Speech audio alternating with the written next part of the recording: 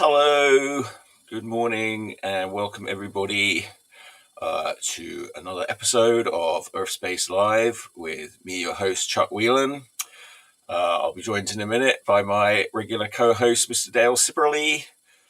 Today, I'm going to attempt to do a canvas painting.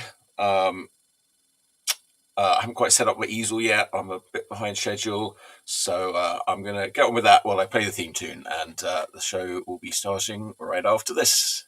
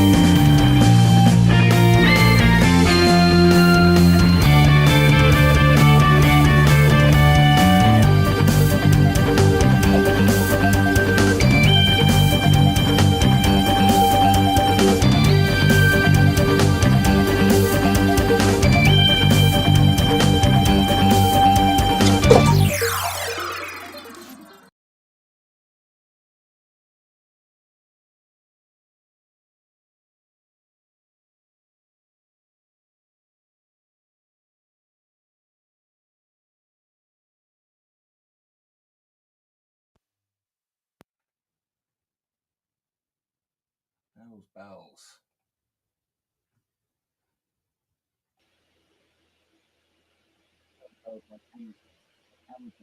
Good morning, everyone. Welcome to the show. Chuck is setting up his easel because he's going to be doing some live painting. We don't have a producer this morning. That was Chuck's hand. I'm sketching on my iPad, which Chuck hasn't shared into the mix yet. Can you hear me? I can barely hear you, Chuck. Okay, let me check my microphone. Hang on. Something weird is going on here. Something weird is going on every time we have this show. Well, no, my camera's gone on the blink. It's all fritzing. I think it was doing that last week too. But right, where's my microphone? Well, that's normal for us. Now my microphone's not showing up. Nothing's working. I think my laptop's busted. Good. We can talk about buying you a new laptop. I'll put my webcam thing. See on and off. And I can barely hear you. Yeah, it's on the wrong microphone. My microphone's not showing up properly. I mean, I still my voice is Why is the camera doing that? Is it like that? How about you share my screen so while you're troubleshooting the camera, they can see what I'm doing? Yeah. Okay. Hang on. We can't hear me at all now. Everything's broken. Okay, now the mouse is working. I love how we have these tech checks.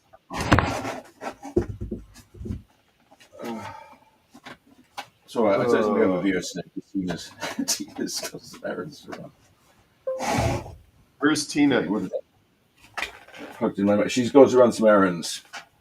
Ah, good. Audio input. Let's not subject. I am not seeing my microphone. There's microphone high definition audio device. Right, where's this thing got plugged into? Okay, that's plugged into there. Chuck, so that we have Oh something. no, this is plugged. How did this get plugged into here? That makes no sense.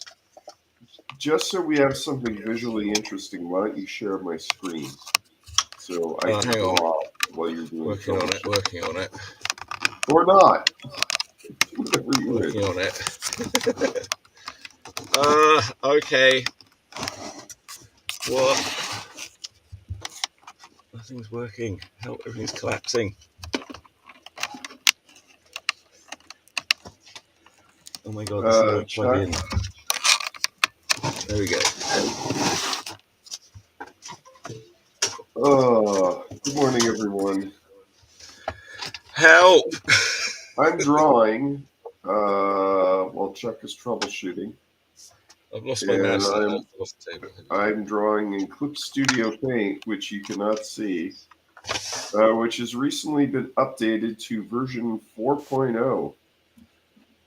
Okay, can you hear me now? I can hear you, Chuck. Can you hear me? Yes. Okay. But, okay, my camera is totally not working at all. Well, that can happen. What if I plug it in? Okay, that was a problem that was there. Okay, let's just try and plug it in here. Okay. Okay. Video. It's not accepting any video from me right now. Okay. Camera off. HD webcam. Oh, I see. Okay. Yeah, that camera is broken. It's going on the fritz. I'll just have to use this one. All right. Okay. Can you see it blinking? See that? See that? See that flashing that's happening? Yes. See that? I'm not imagining it. No, you're not imagining it. It's not a side effect of the haircut. Oh, let's make the light. Okay, where is this thing? Okay. All right. Okay. Let's get a different setup here. Here we go. Here we go. All right. Oh, wait. But is that frozen now? Why is that not getting a picture? Why is that picture not moving? Oh my gosh. Goodness gracious. The trouble is, I'm trying to retool my setup on the fly. Okay, spinning wheel. Ever tried to retool on the fly? I know. It's like switching from one thing to the other all the time. I can't do it anymore. Okay.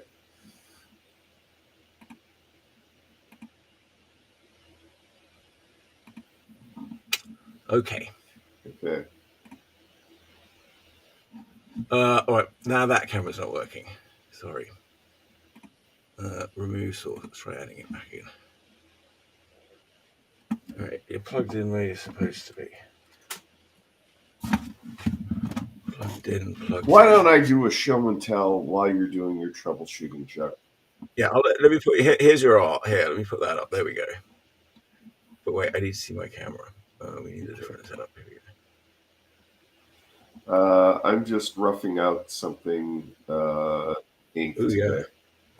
I have no idea what's going to happen with this. So now I'm going to change it to a blue layer.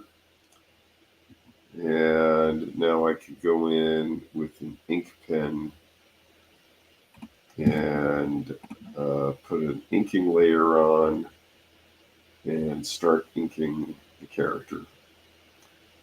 I did not put much time into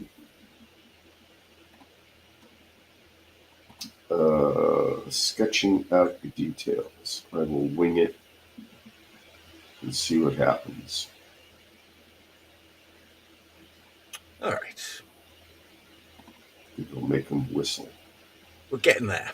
We're getting there. All right. I will continue. Yeah, you do that for a minute. Okay, I'll do that for a minute.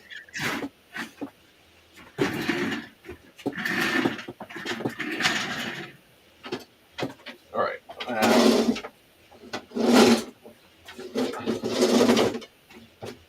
Over here, I'm setting up my French easel. Now, I was given this years ago, and I've used it a lot. But it's a bit fiddly. I don't know if they've invented a more efficient easel. Yes, there are better French easels, but you pay for them. Usually, the French easels like you have cost about $100 in the art supply store, and they're worth about 10 cents. I've owned like a lot of those, and the legs always go. I'm surprised yours isn't kindling by now. Yeah, no, I've had this maybe over 20 years. I'm shocked by that. I don't, I thing is, I haven't done a lot of sort of painting on it over the years, even though it's like extremely messy and it looks like I've used it a lot. No. I used it the other day, and I guess I'll be using it again because it's the only one I've got. I mean, when I went to do painting at the bar at Lady, and then I'm doing it coming up at Lady Starbeast's Punk Rock Circus or at the Starry Plough on Saturday, April 4th. Oh So, man, I was just looking there. at Maybe it'll get smashed up. Maybe that'll be the last time I ever do any live painting anywhere. I don't know. I was just looking at the Starry Plough on the internet this morning. I was checking out their menu. They're an Irish pub up in Berkeley. Yes. Yes, I guess they're technically a pub, but I don't know. They always feel more like it's quite a sort of open, and it feels more like a coffee shop for some reason to me when I go there. But well, they have fish and chips and bangers and mash, and I think they have shepherd's pie. Well, cottage pie. Everyone calls it shepherd's pie, but it also has lamb in it. That shepherd's pie and cottage pie. One is with lamb and one is with beef. Yeah. But there seems to be usually there's some discrepancy over which is which. Some people say one thing and some people say another. Shepherd's pie is lamb because shepherds shepherd lambs and sheep. No, shepherd's pie actually is beef. No, it's not. No, that's cottage pie. And cottage pie is lamb. No, you have it completely backwards. No, well, that's what I'm saying. Some people think it's the other way around. I know. Well, they're freaking wrong. Well, can we look it up and get this settled once and for all? No, we're gonna have to argue about it incessantly. I thought as much. I'm really worried if I move the camera at all, it's going to go off. So I'm just moving the picture instead.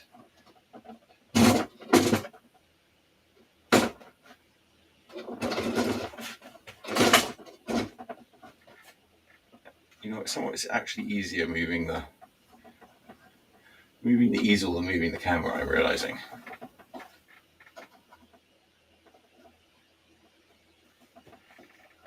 All right. Well, it's very upright.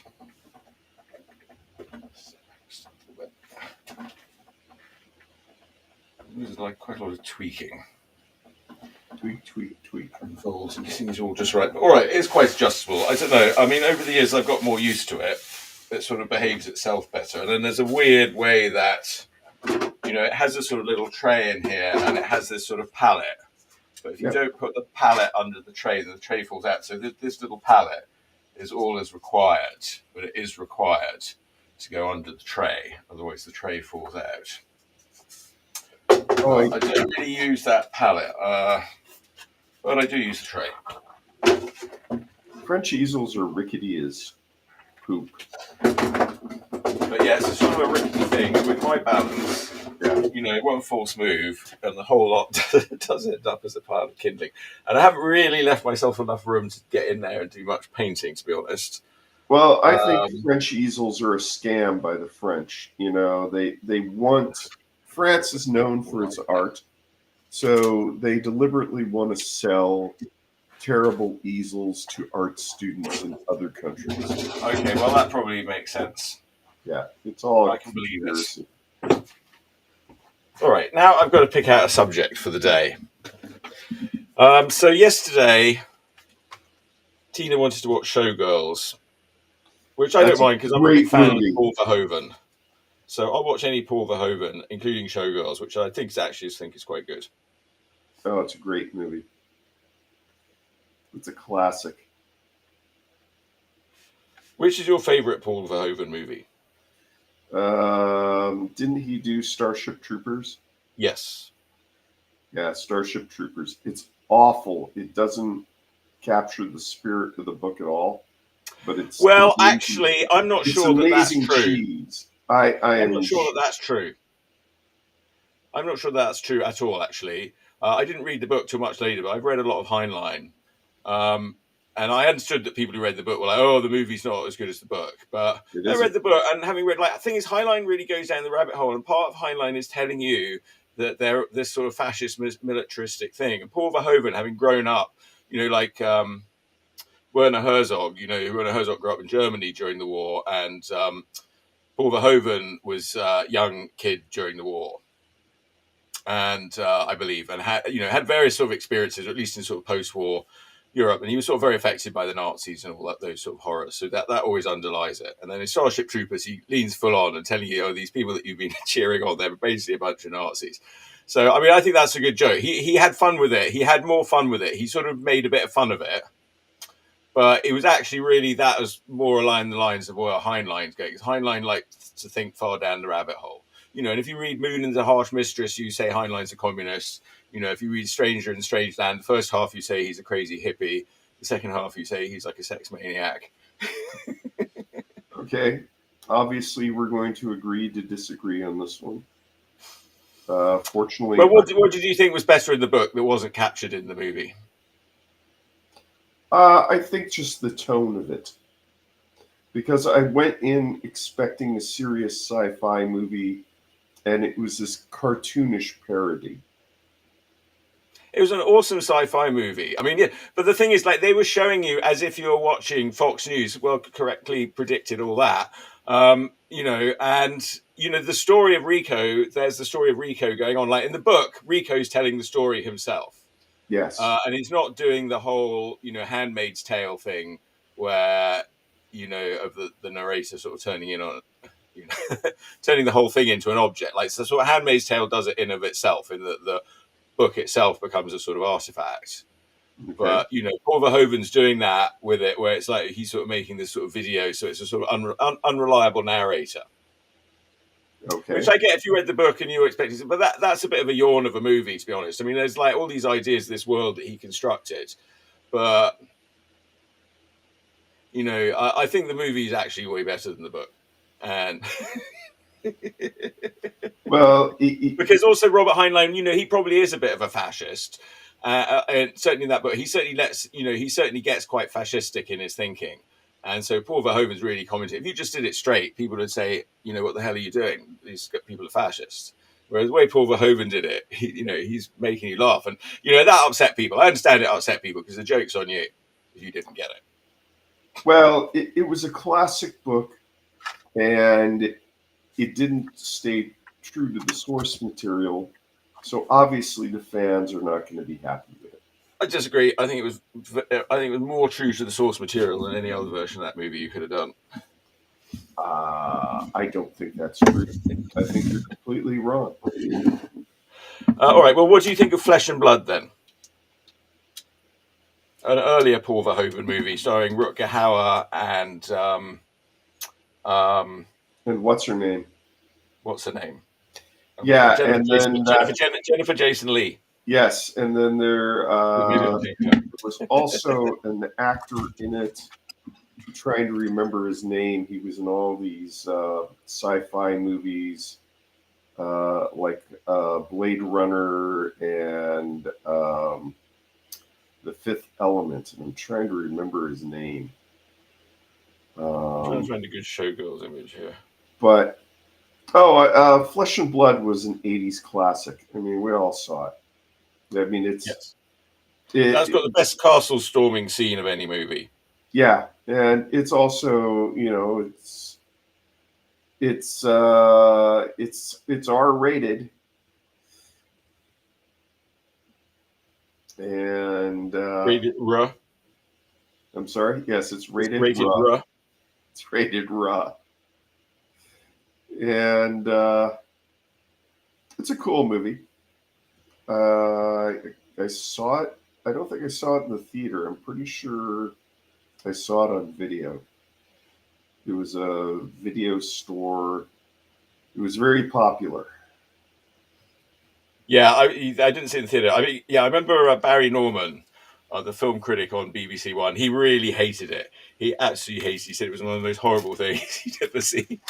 And I was like, "Oh, I really want to see that now," because Yeah. it was. I already knew it was sort of fantasy and swords and sorcery. And I went to see it, and it was pretty horrible, but I loved it for all the Well, reasons. for being a sword and sorcery film, I don't remember any sorcery in it, and it was very well costumed, and I don't know where they shot it, but it looked great. It's a Yeah, great somewhere in looking Europe. movie. Yeah. That's the one. Paul, his movies, they look great. Oh yeah. Showgirls looks great. Starship Troopers looks great. Total Recall. Karen Stone. Oh, I forgot Total Recall. Basic Instinct. Oh, I never saw that. It's You too never dirty. saw it? No, it's too dirty for me. But man, I forgot Total Recall. That is Yeah. it's a terrible movie, but it's a great looking movie. That one you could say, all right, but I was watching a Philip K. Dick analysis, and it was sort of saying how Through a Dark Glassly is the best Philip K. Dick movie, but it really rated Total Recall, Paul Verhoeven, as quite a good Philip K. Dick adaptation in terms of his basic sort of not understanding his identity. So in a very sort of, he gets it in a very basic, simplified way. And let's not forget RoboCop as well. I did forget RoboCop. That was basically the Judge Dredd movie that, I think it started out as a Judge Dredd movie, ended up as RoboCop. But, again, probably Paul Verhoeven probably had the right idea in that RoboCop is a sort of self-contained story there. I mean, they did some sequels, but it's there. Like Judge Dredd, it's a different thing. And so, and people, maybe the world wasn't ready for it. Like RoboCop definitely paves the way for people getting Well, Judge Dredd. RoboCop, like Starship Troopers, it's a comedy. Yes. And Yeah, all his movies are somewhat comedies. They're also though he'll say things that other movies can't say. He'll go further, like because of the way he it's all glossy and kind of comic. But then he'll say something that you couldn't do, or he'll do something you couldn't do in any other movie. well, So he sort of sugarcoats the pill quite well.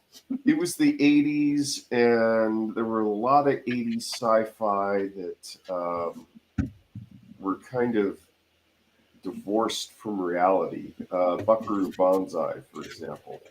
Now, yeah, I did not care for that one. Oh, that was a classic.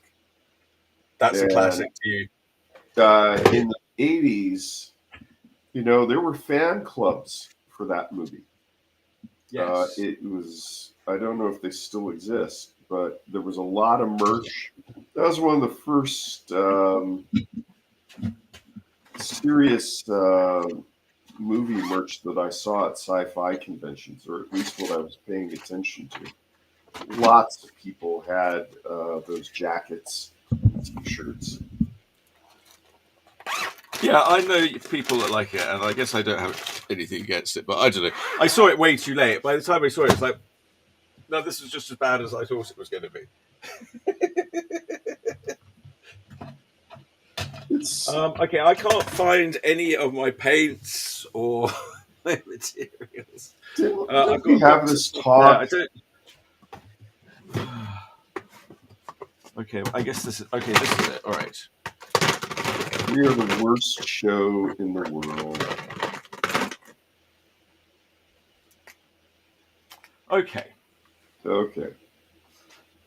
Now I'm ready to paint. Okay.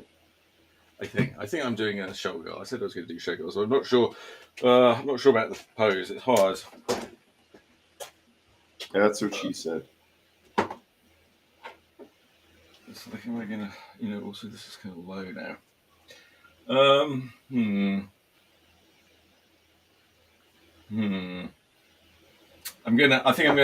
not gonna go straight in pen. Okay, I've got to ask, what Yes. the hell happened to your head?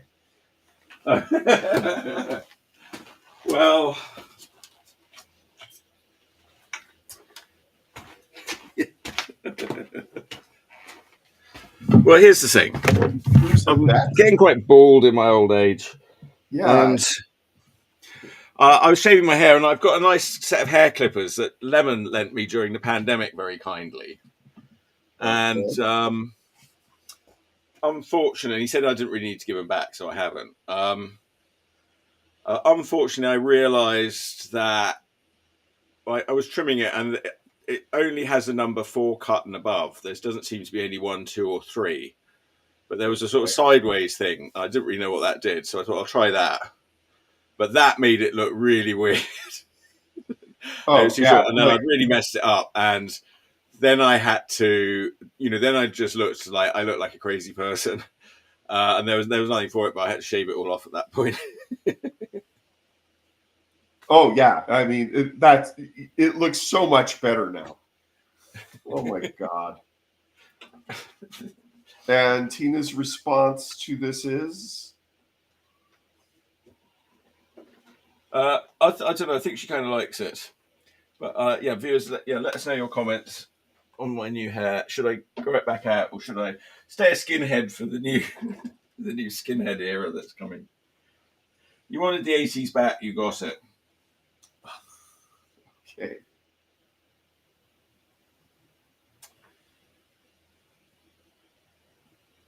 Okay. There's one of her licking the stripper pole, but that's too rude. But the other one's a bit boring. No. It's hard to get a good one. Go with the licking the stripper pole. I could do a sideways one, but now I've set up the canvas. It's pretty good. There's quite a good sideways one there. That one. I want to do that one. That I used on the title of the show. He's doing that. He's yelling at it. Pump it, pump it. That's a great scene. It's a great movie.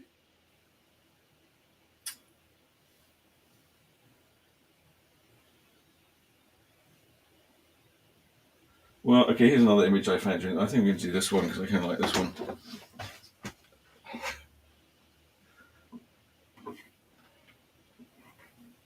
Oh, I see there's a lot of shadow coming down. But I'm waiting. Okay. I'm not really set up for this, I'm sorry. No, you're not. I'll do my best. Can you even see the canvas? Can you see what I'm doing? Yes, just about. I can see the canvas. I can see what you're doing. If I move it back just a tiny bit. Yes, spend another 30 minutes moving the camera around.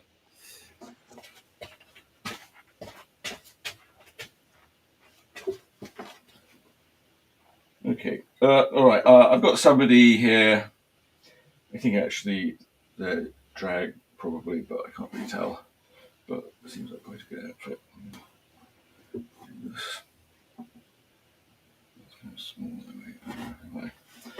Hello, hello.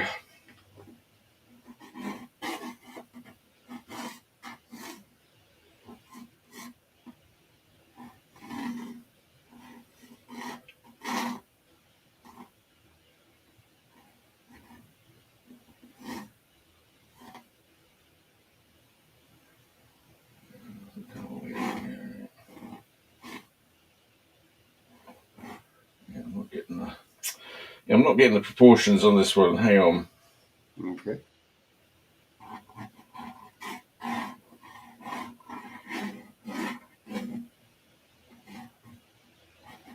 Because it's quite. I'm using like a.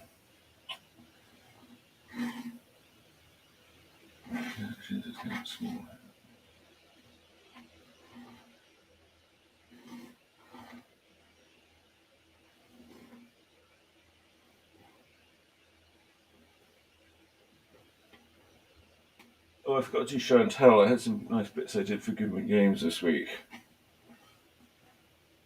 Black and white.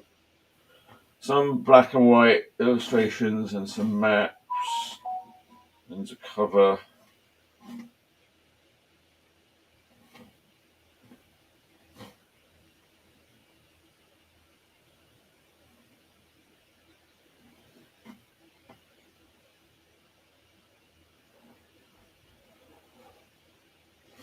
A cover for the DCC Day Adventure Pack, which is like 2 modules. So it was a bit of a tricky cover because I had to get 2 illustrations. It's a sort of 2-in-1 illustration. Mm-hmm. Pen and ink or digital? Oh yeah, no, pen and ink. I didn't really do any digital with Goodman. I don't know. Well, okay, I give them a sort of like final little clean up digitally. Okay.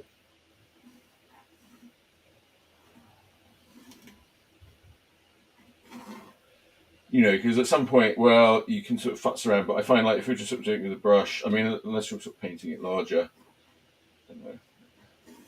It's easier to do it a bit smaller and then just do all the final cleanups in digital.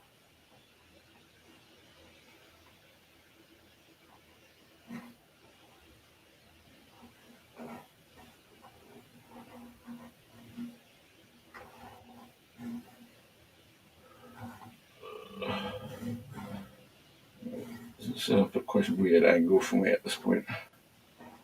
Very easy to draw down like this. Okay. Okay, but I think that hand got a bit big.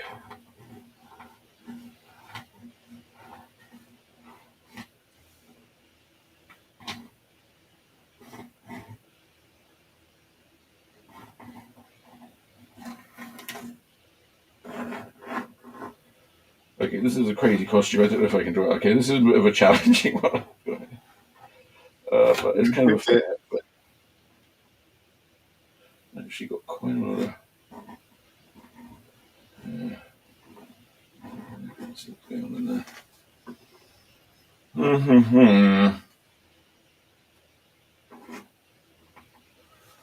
It's like, what have I done wrong?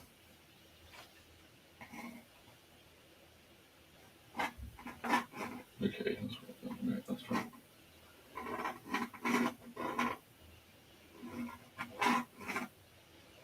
Drawing hands. You just got to draw a lot of them, I think, and then you sort of get better at them. Or you get some reference out. But even with the reference, they're sort of hard to draw until you've sort of drawn a lot of them. I mean, yeah, you can just look at your own hand. That's actually a good way. And then just sort of try and draw one hand with the other hand, which can be challenging.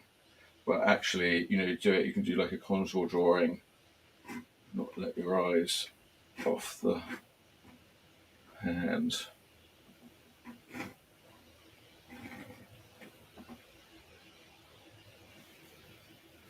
Actually, that should be.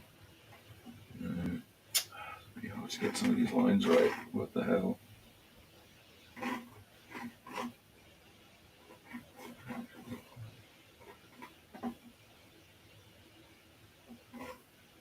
There's a head. Right.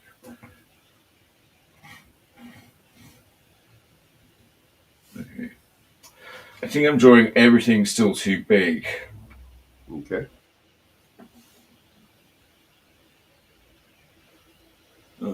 Let me get some facial features going. I don't know if you can even see anything I'm doing at this point anyway. No, your back is in the way, and one of the images is too small. Yeah, why isn't that in the main screen? What the hell? No I'm sitting here and it's not in the main screen. Right. That's better. Right, well, you still can't really see what I'm doing, which is good because it's all a bit wonky at this point. That's not helping.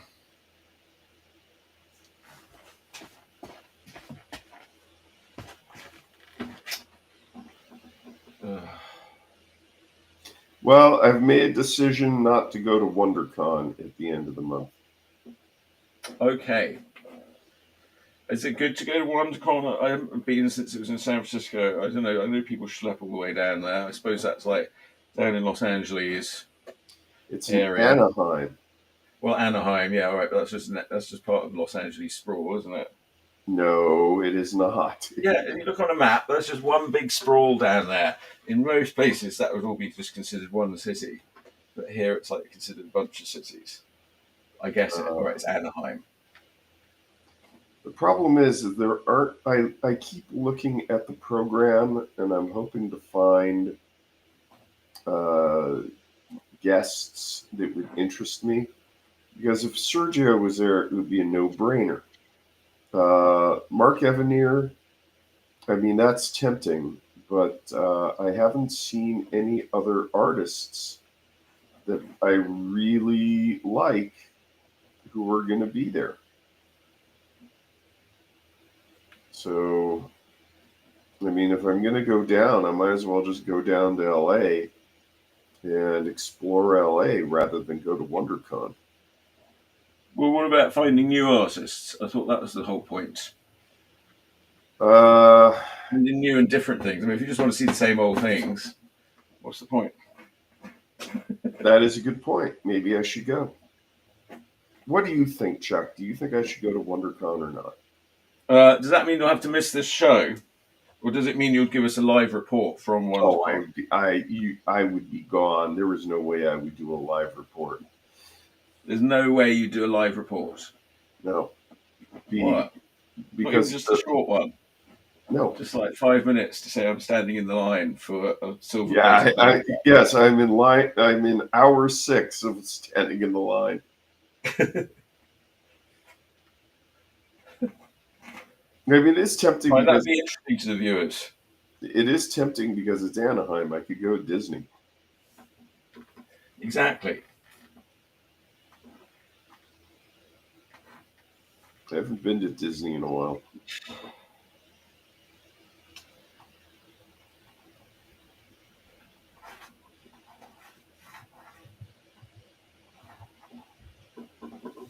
I keep wanting to go because I want to go to that Star Wars thing and make a lightsaber Yeah, you should do it. and kick over a robot.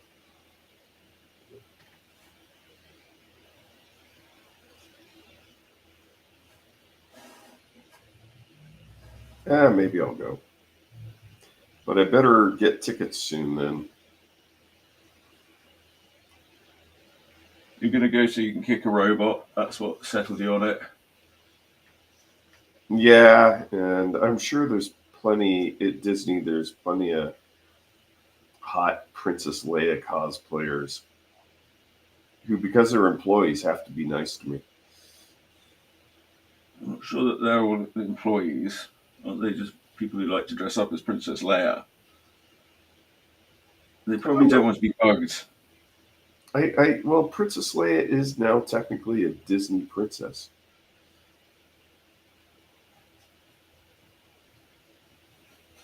Correct.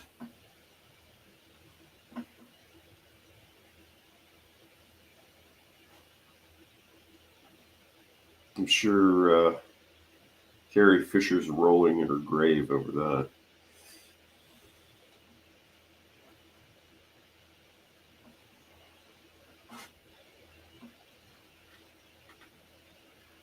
You think so? Yeah, I don't. I think Disney was the antithesis of Carrie Fisher. Yeah, now they've got her digitally. All right, but it was used with permission of her estate. But I'm sure the estate just want the money. I don't know who her estate is. Was she married? Carrie Fisher? Yeah. I think she was at one time. I was just reading about her. She get. I don't know if you ever heard her spoken word performances from the 2000s. Those were amazing. Uh huh. I don't know what is she doing. Like reading Oh, she Star Wars had audio. some. They weren't. she was just storytelling. It was a cross between stand up and storytelling, and she had these great audiobooks with titles like Wishful Drinking. Um, and she would talk Okay, about her life in Hollywood, and sure. she had problems with substance abuse and uh, mental health issues, but smart lady. Who And doesn't? I didn't charge my stylus. I got to charge my stylus, so I'm gonna take a break from drawing for just a minute. Like, does anybody, like, any viewers know anybody anymore who doesn't have any mental health issues? Or just It's, health issues in general, really? If you don't have any mental or physical health problems, please, like, let don't somebody watch know. the show. It'd be nice to know if there's still some people out there that don't have any mental or physical problems. How about while I'm letting my stylus charge, I'll do the show and tell. Ugh. Oh, Uh, Dale's Retail Roundup. Okay, I'm too far away to do the yeah, pitch. thank God. I hate that freaking intro. Um, Went to the Santa Clara Gem and Mineral Show at the Santa Clara County Fair grounds, and it was cool. It only cost $8 to get in. Parking was free. Went through security, so got wanded, and I noticed that they never check my hat. So if I Oh, ever want to smuggle things into the Santa Clara County Fairground, I just put them under my top hat. keep it under your hat, poodle. Yeah, and there were some cursed crystal skulls there. I thought they were charging too much, but I did get some um, cursed mermaid antler carvings. I don't know if you guys can Oh. see that. Um, and the cool thing is, there's detail in the back.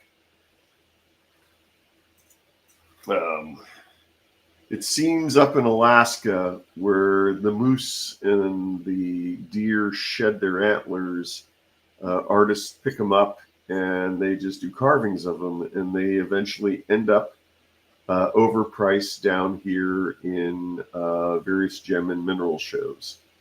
All right. So, Now, isn't it true that there's like a big antler shortage these days, and the artists are sort of literally killing deer in order to get their antlers? no, they shed them. Okay, so that's good to know when I see antlers. Yeah, and I'm sure you can get fake antler. Because you see these big antler things that people make, like when you go to like a lodge somewhere or something. Well, what I'm seeing more of is there are now traveling shows that are called oddity shows, and they'll have some taxidermy stuff. I guess taxidermy dead animals is hot with the goths now. Now, I heard taxidermy was a dying art. Oh no, no, no, no! We just don't see it. If you're up in places like Alaska, taxidermy's big business. So When I went taxidermy's to not dead. Alaska, the airport had a huge display of a local taxidermist's art in glass cases, bears, and you'll see fish taxidermy. Taxidermy is more popular in places where there's hunting.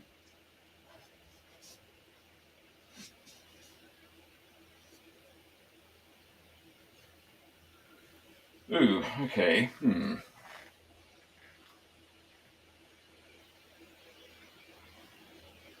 Also good, I guess. Yeah, there's not that much hunting in the Bay Area except for job hunting. You really can't stuff that and put it on the wall. Yeah, I don't know. People, it seems to be kind of tough to get jobs these days. I thought there was quite high unemployment, but I don't know. Maybe it's just because my friends are getting old, but some people seem to be finding it hard to get jobs.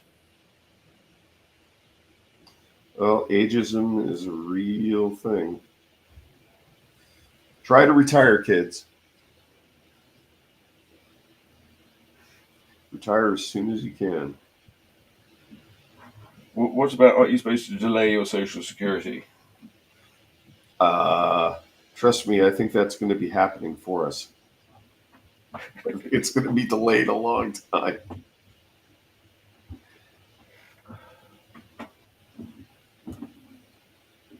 If I ever get Social Security, I'll be surprised.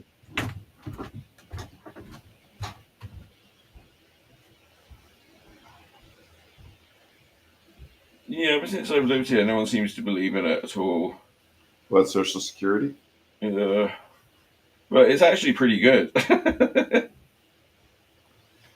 Um,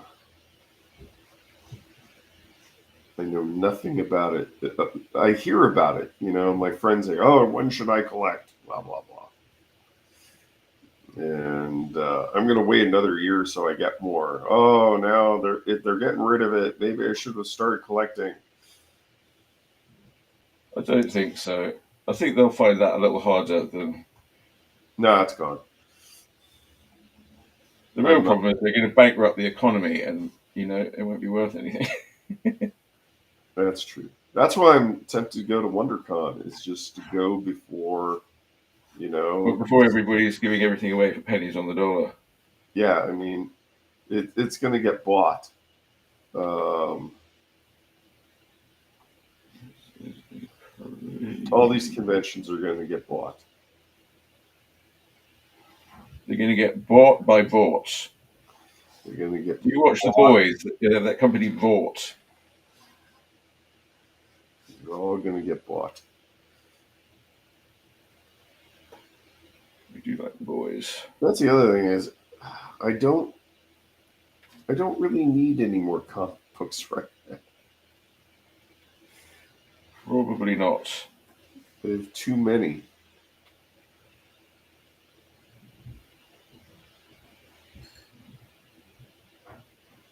Of course, it doesn't keep me from wanting to go to Silver Sprocket today. Oh, now Silver Sprocket announced that they were really scaling back on their staff and stuff, which was a little sad to hear.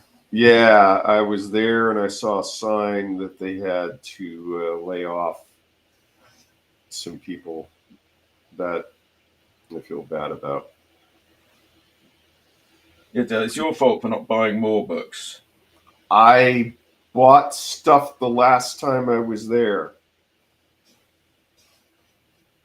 No, you bought a lot, Dale. I was being sarcastic. You did probably more than anybody shopping at there and buying stuff. I bought stuff when I was there. And insisting your friends go there and things like that. I don't know if I showed you what I bought the last time I was there. No, I don't think you did. Hang on. It might be within range. I went there, I think, after I saw you last time. Uh-huh.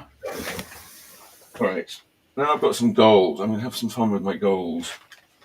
Wait, I better put my apron on before I ruin all my clothes. Okay. No, when I was at Silver Sprocket, I found this book called Hidden Systems. And it's by Dan Knott. And it's a really interesting book on how the network that provides us our internet, the systems that provide us electricity, the systems that provide us water are all interrelated and how complex they are. It's also interesting. That's not looking good in reverse. Relatively simple art style, but it's able to convey very complex relationships. So I recommend this book because it's another example of an educational graphic novel describing very complex concepts. And then I went over to Mission Comics because you can't go to Silver Sprocket without going down to Mission Comics, because we all need our exercise. And I had never heard of this artist, but I saw this graphic novel, and it's on the start of the Grateful Dead. And the style is very, very underground. Oh. So I haven't finished this yet, but Grateful Dead Origins at Mission Comics. I recommend looking for this one. Grateful Dead Origins, eh? Yep. Golly. Yep. And you don't have to be high to read it, although it probably helps. But print that on the cover of my biography. I was just at Atlantis and Comicopolis yesterday. Two of Santa Cruz's finer comic shops. What's that? Santa Cruz's finest comic shop, Atlantis Fantasy World. Atlantis Fantasy World is not just Santa Cruz, their finest comic shop, but one of the best comic shops in the Bay Area.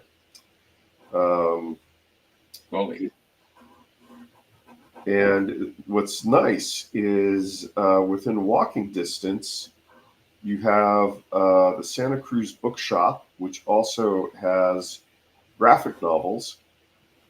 And then you have Comicopolis, which is right behind the bookshop.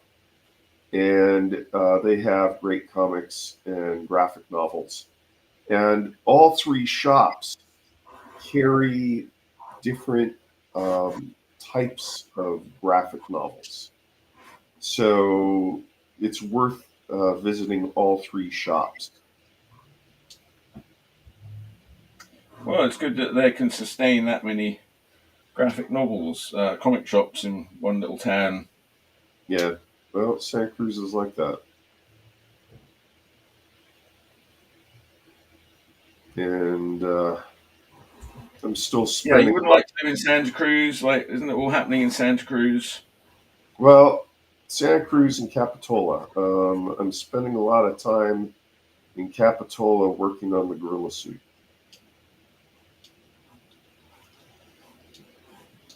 The gorilla suit is still slowly progressing. I can show maybe a picture of it, of the mask so far later. Okay, yeah. Are you going to start appearing on the show in your gorilla suit? No. The only thing I'm interested in. There's probably another 6 months to a year before this thing's finished. What? How long does it take to make a gorilla suit?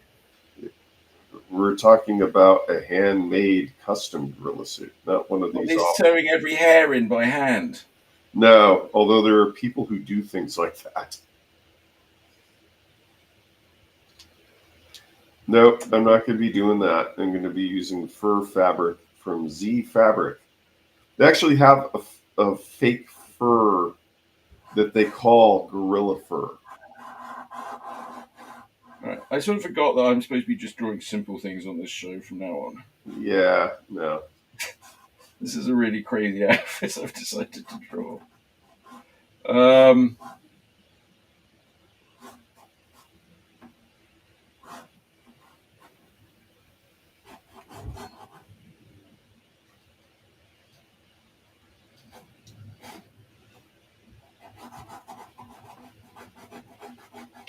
Well, I just wanted to challenge myself. I had this goal. I like the goal. I'm like, okay, what's going to happen? Where's it going to go? We'll see. There's some interesting colours and reflections that I'll get to, hopefully. I'm not doing a 20-minute painting, see. I'm doing longer paintings now. I have long since given up talking to you about how long your paintings should be. I'm not even going to time them. Well, I think like these are sort of actually more like 2-hour paintings. Okay. I'm realizing because I mean, like that's what when I went to the Starry Plough. I mean, that I can sort of do that in my sphere of viewability. Have you had the food there? No, I Tempted to mean not go. since I don't know. I haven't been there in a really long time. Yeah, not for years and years.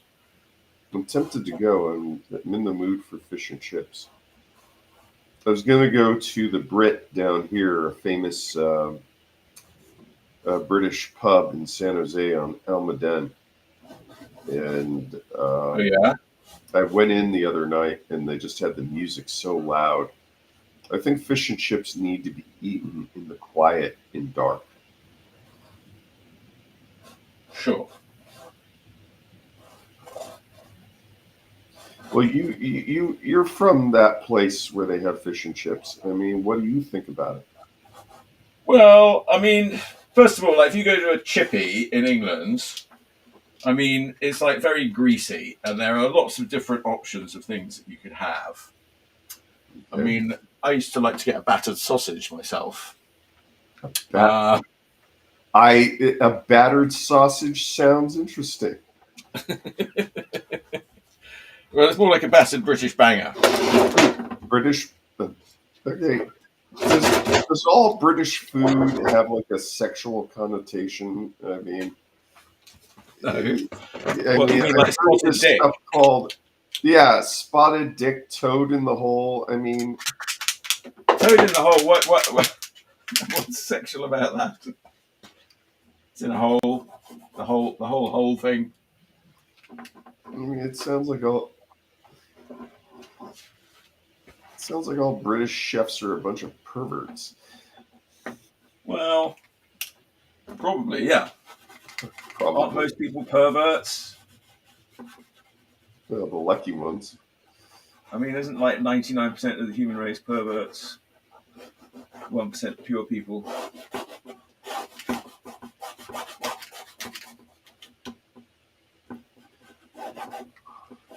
Or is that just British people? Is that just British and American people? Are other nations less perverse? I don't know. The French, they invented French kissing. I don't even want to talk about what the Greeks invented. Yeah, well, yeah, exactly. Please don't. Trying to get away from the Greeks. They're responsible for everything. Didn't you read Zen and the Art of Motorcycle Maintenance? That No, was I the sort never of have. that was I've the never ultimate owned a result of motorcycle. his thinking was that the Greeks were responsible for everything. I've never owned a motorcycle. You didn't need to own a motorcycle to read that, but it wasn't Then really. why would I read it? Well, because of the philosophy. Okay. Do you really think I'm heavily into philosophy? Well, I know it was a popular book. People liked it. Okay, so is 50 Shades of Grey. I didn't read that either. Well, okay. Do you read any books that aren't comics? Not that I'm there's any wrong reading with that. comics. I'm That's reading reading that reading. book That's on the more making advanced. of That's more Zardoz. advanced reading. So I'm not going to just I'm reading that book but, on the making of Zardoz, which is an awesome book. okay, you're reading a book about the making of Zardoz. Yeah, highly recommend it. Really diversified your reading interests there. Well, I discovered it when I was just Googling Zardoz, and they have the novelization of the movie now on Kindle, so you don't have to hunt down that super rare paperback. Wait, you said novelizations. Is there more than one? No, there's one. Well, there's the paperback, and then they came out with it on Kindle. So I was able to Yeah. reread it on my phone. So I have on my phone the novelization of Zardoz, the movie Zardoz, and the book The Making of Zardoz. All right. And was there like a kid's book, like the book of the film with all the pictures?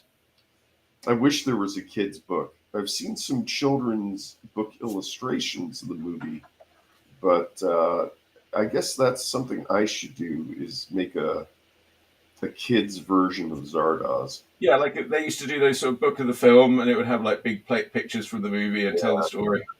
Now, if you were going to buy your kid, well, let's say we're talking about Charles. Junior.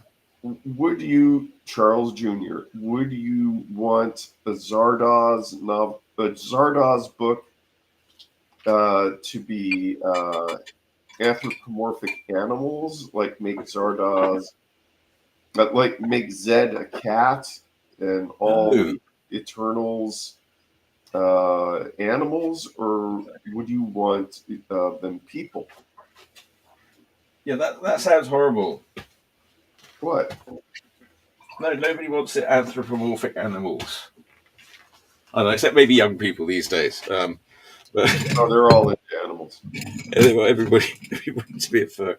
The furry version of Zardoz. Okay, well, maybe there's a demand for that. Furry Zardoz. Anybody?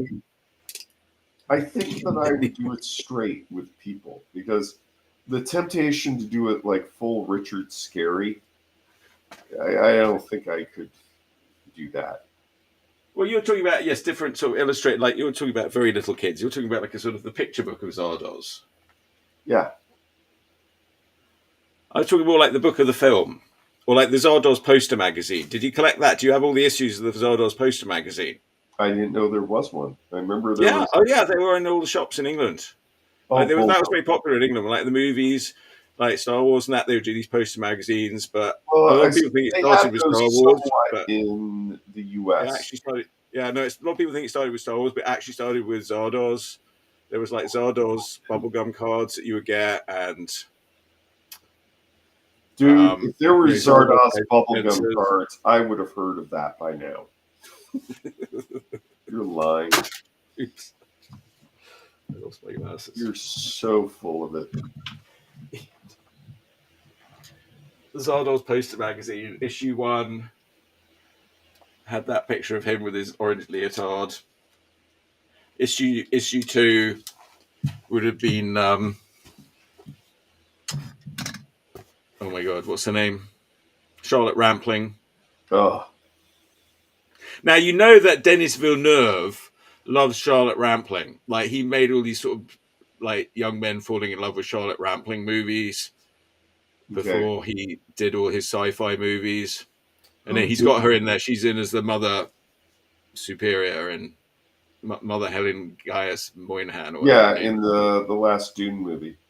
Yeah. Well, both of them, yeah. Or maybe just count them as one.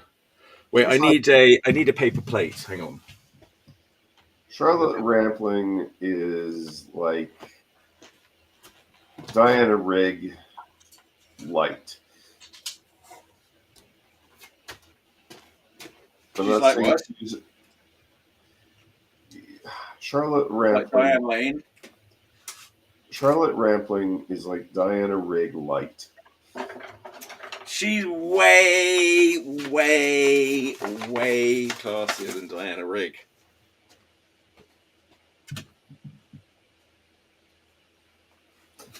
Actually, there's an interesting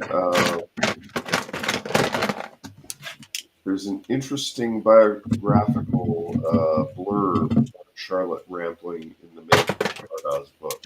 The book, for those of you who want to look for it, it's called Zardoz Speaks to You. Zardoz Speaks to Me.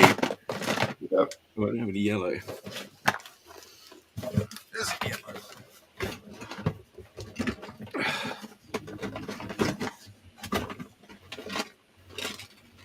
Yeah. And what does Zardoz say when he speaks to me? Pretty much that the whole look of the film is due to a very low budget.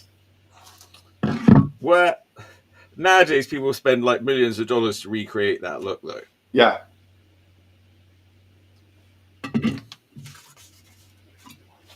All those young people I was talking about. One of the things that I found interesting was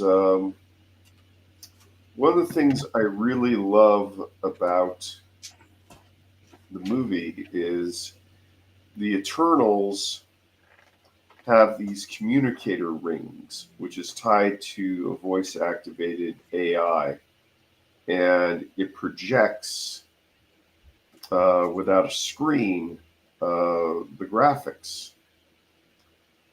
And that's a precursor to a lot of technology that we have today. Wearables and micro projectors and voice activated AI. And the reason they went with the rings was it was a cheaper alternative to what they intended to have, which were something similar to cell phones with a keyboard. Mm. And I think it's a far more elegant and it's a solution that makes the movie more timeless. So they had a silversmith whip up some rings with big crystals on them as props.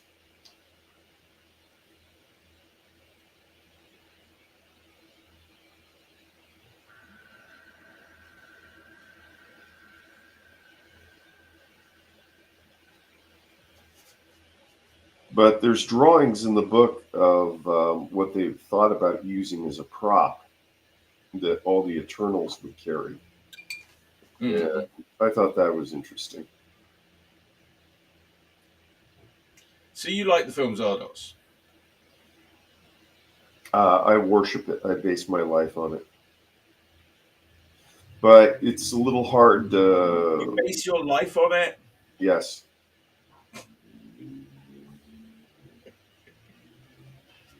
Like, what way do you base your life on Zardos? I print out little Zardoz finger puppets and give them away to people.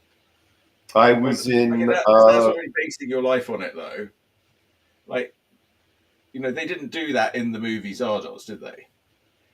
Shut up.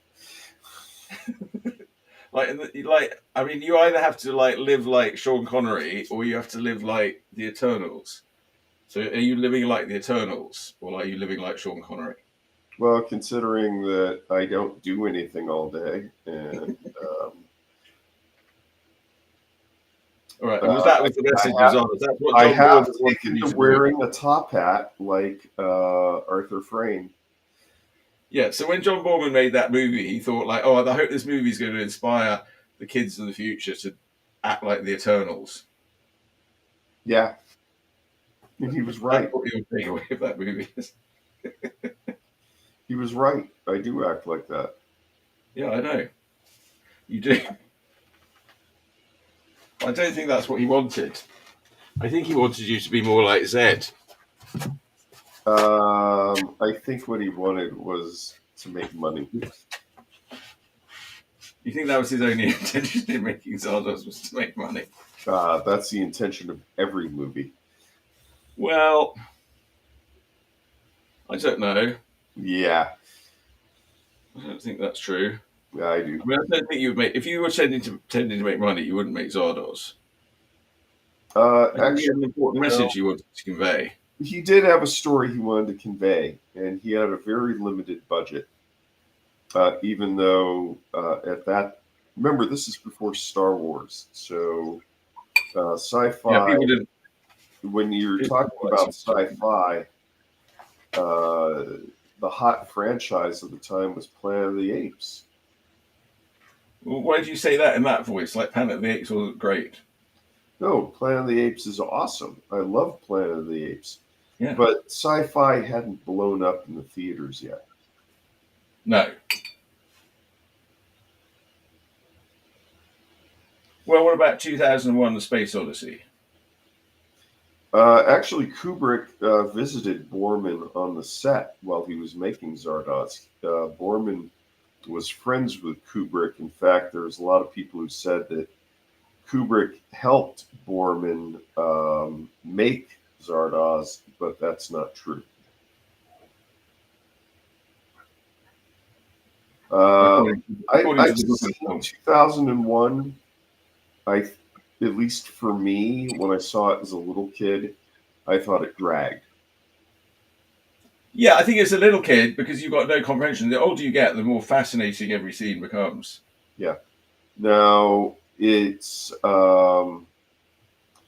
interesting in that without 2001, you wouldn't have had Space 1999, and No without way. Space 1999, you never would have had Star Wars. Sure. Yeah, Yes. and Doctor Who. I think George Lucas likes Doctor Who. I've heard him say things. He certainly knows about Doctor Who. No one watches Doctor Who.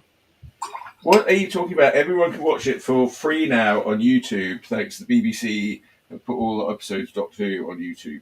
You'll be glad to hear. Even the So new no ones. excuse not to watch classic episodes of Doctor Who now. Yeah, classic episodes. Are we talking about the new episodes? I think they're even replacing the Doctor again. They've had No, some. they've only just got Nocti. Nocti's just getting started. All right. Everybody always complains all the time. Like she was very good, the last one. Jodie Whittaker. Jodie Whittaker, yeah. Yeah, I stopped watching Doctor Who when they. Who was that guy who used to be in the band with Craig Ferguson? I'm trying to remember his name. Craig Ferguson, what? Craig Ferguson, the American talk show host. He was Well, in a he's Scottish. well, he's American now. He was in a punk band when he was young in Glasgow with the actor who ended up as Doctor Who. I'm trying to remember that actor's name. Which Doctor Who? What punk? Uh, What are you okay, talking about? you remember the popular Doctor Who? Tom Baker? No, well, yeah, I mean, no, but David Tennant? David Tennant, and then after David Tennant, I forget the name of the guy who was Doctor Who. Matt Smith? Okay, so the guy after Matt Smith was God, what is his name? The other Scottish guy. Yeah, they hire a lot of Scottish guys to be Doctor Who. Well, it's like in America, you always hire Australians because they're sort of handsomer and more sexier than you are. So, like in England, we get Scottish people because they're sort of generally considered more handsome, more sexy than we are. Really? Yeah. Oh yeah, there is Sean Connery. Yeah. Scottish people don't have all the baggage that English people have. English people with baggage? What kind of Yeah. baggage do English people have? Well, like they went oppressing the world for like thousands of years. Really? When did this happen? Well, maybe like a couple of hundred years, like whatever, since Sir Francis Drake up to the end of World War II. You know, the British were a sort of colonial power. Really? And that brought with it a lot of baggage. The Scottish people don't have that baggage. Okay. Much way Australians don't have all the baggage of American people. I mean, they've got some baggage. Not like the Australians are totally innocent, by the way. Yes, they definitely are not. They have a lot to answer for Paul Hogan. I know, that was a Yahoo travesty. Serious. Wait, Yahoo Serious was Australian? I think he was. I thought he was American. No, I think he was Australian. Okay. You're probably right, actually. No, yeah. They don't, they're not very good at comedy. Australians? Yeah. No, that's why they had to import Dave Allen for a while. Oh, the best comedy they had, though, is Kath and Kim. Kath and Kim is really good. Definitely watch Kath and Kim. No, did they have like something called Flight of the Conchords, or am I thinking New Zealand? That's New Zealand. Yeah, New Zealand are generally better at comedy, I think. Yeah, and Hobbits. They're really good at Hobbits. Yeah, they became the world leaders in Hobbits. And surprisingly, puppets. Have you ever seen Peter Jackson's earlier film Meet the Feebles? Oh, yeah. No, I never saw it. Oh my God, you have to It's funny see you think Meet that. the My friend Feebles. Stuart, who liked it a lot, he's coming to visit next week. Meet the Feebles is an amazing movie. It's what the Muppet Show should have been. Well, no, I don't. Not from what I've heard. Nobody wants that for the Muppet Show. Anyway, yeah, Meet the Feebles. Yeah, definitely. I check that one out if you're Peter Jackson. I really like Peter Jackson's early movies, so I should have seen it. I really loved Bad Taste. Yeah. I just thought that was the best movie ever. That was one of the movies that you would see in the video store and you would never pick up because of the cover. It had a pretty horrible looking cover. And then, but then when you did pick it up and watch it, you were like, oh my God. Well, like the first 10 minutes is just Peter Jackson in a field because he didn't have any money. yeah. And then like he took the first 10 minutes to the New Zealand Film Board and said, give me some money. And they were like, okay, well, no one else is asking us for any money. So here you go. And that's how he did it. Well, I think they had to give it to him because, you know, if they didn't actually finance a film, like the Film Board of Canada, you know, people would realize it's just a money laundering operation. Yeah, right. Yeah, no, I don't think anyone else was in New Zealand. Like they were too busy with their sheep. Yeah. Sheep are big in New Zealand, I heard. Yeah, and my well, what do you mean? My grandmother's brother, or one of her brothers, went off to New Zealand to become a sheep farmer. Like he'd sort of finished up school, and they were trying to figure out what he was going to do next with his life. Yeah. And he met this like hobo who was camping in a field. Yeah. And the hobo turned out was from New Zealand and sold him on the life of being a sheep farmer in New Zealand. And then then his father got really upset and he said, like, no way you're going off to New Zealand to be a sheep farmer. Really? So he sort of fixed something up with my grandmother where he like pretended to run away or something. And then, their father got so upset that he sort of forgave him and said he could have his blessing to go and be a sheep farmer. Did he end up a sheep farmer? Yeah, he ended up a sheep farmer in New Zealand. And, I have cousins in New Zealand. Was he happy? Yeah, I think he was reasonably happy. I mean, I met the cousins. He didn't seem that unhappy. Cool. I didn't really know the story at the time when I met them, though. So I was like, okay.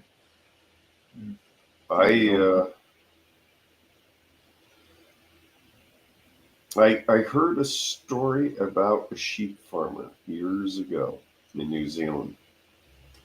It was someone who decided that, I'm going to go to New Zealand and be a sheep farmer. And so he went to New Zealand, he bought some land, he bought a bunch of lambs, and he planted them in the ground. And he planted them head down, and all the sheep died, all the lambs died. And he realized his mistake, so he bought some more lambs, but this time he planted them head up, but they still all died. And he was very confused about this, so he sent a letter to the New Zealand Department of Agriculture and said, I planted the sheep head down, they all died. I planted the sheep head up, they all died. And they wrote him back and they said, please send us a soil sample.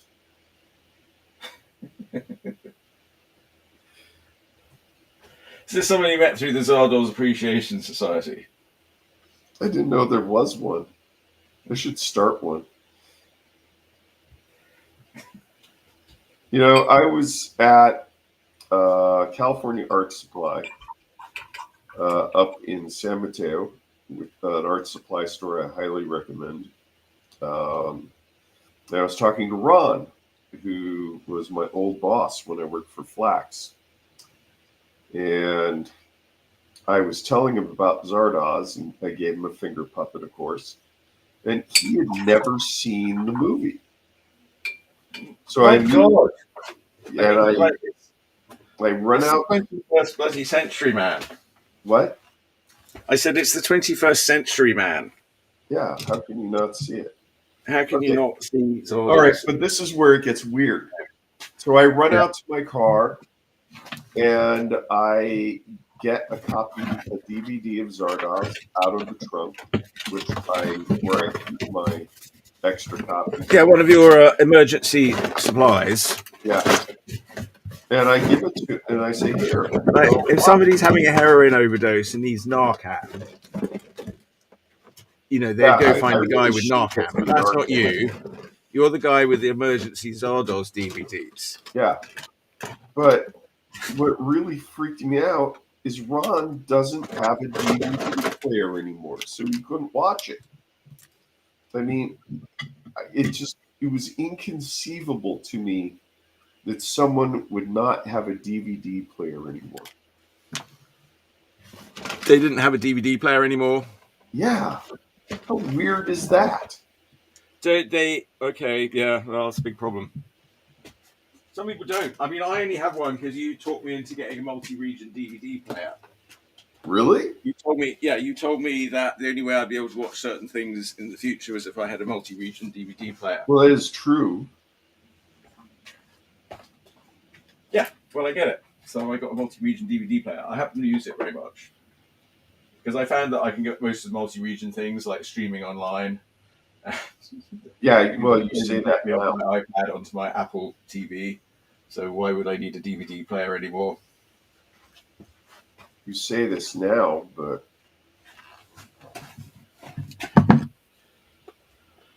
wow, I can't believe that people are getting rid of their hard media players. It's sad. Yeah. Well, it saddens me.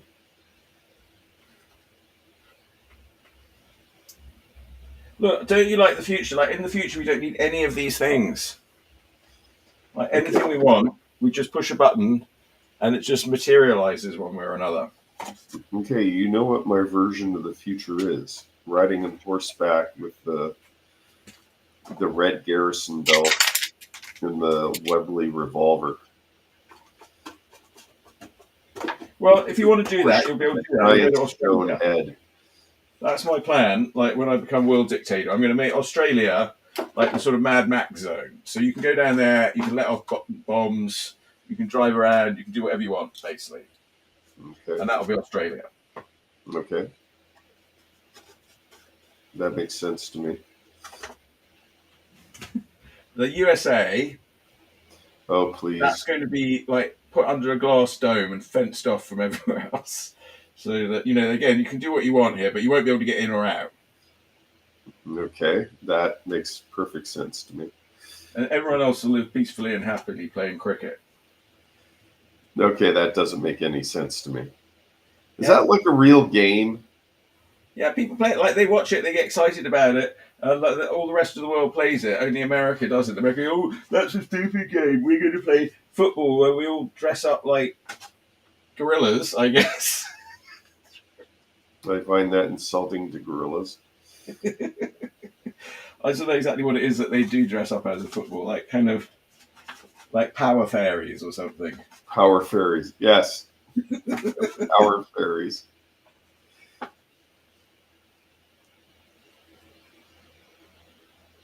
But people should play whatever games they like. No, they play what games they're taught, and yeah, okay. They play the games that they're taught that are acceptable. I mean, if you weren't raised with football and told that it was great and you should watch it, I mean, who normally would?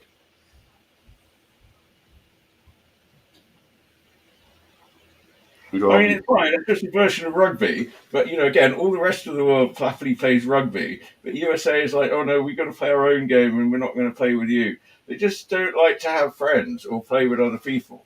Well, what was the name of the lovely young woman who came to visit you who played rugby? I mean, they get all excited about the Olympics. But only like, oh, USA is going to win, USA is going to win. They never really tell you anything much about the other teams or the rest of the world. It's just like, USA is going to win, we're going to win, we're the best. You're like, okay, yeah, we know that. You're the biggest, so you've got more people, you're going to win. What was the name of that lovely young woman who came to visit that we went to Mission Comics with? Ellie. Ellie. She was a Yeah. rugby player. He was. Yeah, he played rugby. Yeah. Yeah, and she was extremely attractive. And maybe that's the problem is that we My just friend's don't daughter. have extremely attractive rugby players here in the U.S. Okay. Yeah. I mean, yes, she's the kind of role model for young people that we need. But does she want to go into politics? No, she wants to go into nursing and do something to help people. Like, what are you going to do? All the good people want to go and do jobs, help people. And then just all Well, the assholes go into politics. I'm worried about her if she's in nursing because half of the time she's going to be pulling things out of people's butts. Yeah, maybe she likes that. Giving I people think some that's relief. the question.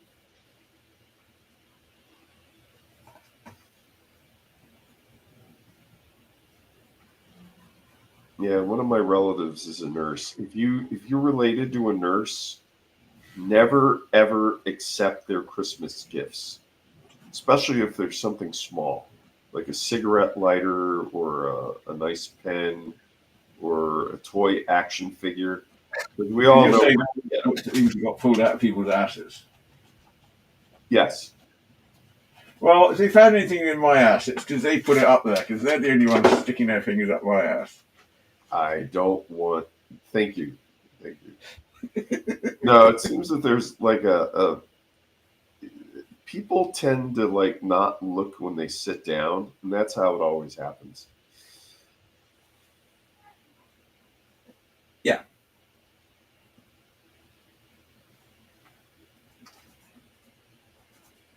So remember that, kids. If you're in hospital having something removed, you should say you sat on it funny.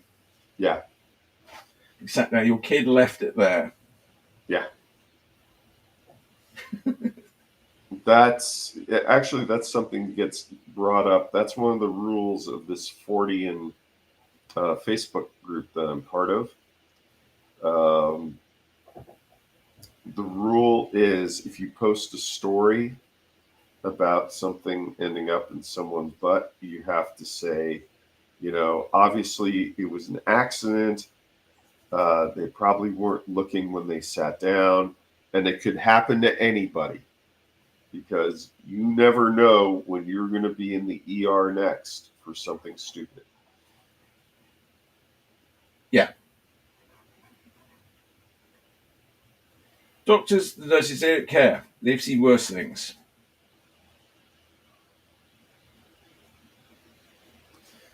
Whatever gets you through the night.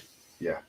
If you're in the ER and they act like what you have is interesting, you are in trouble.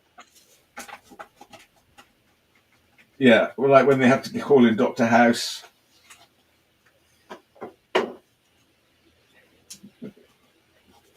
When I was in the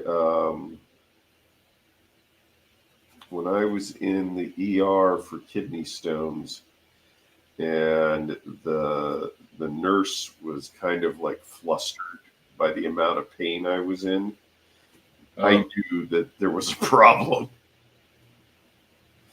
because they supposedly see that all the time.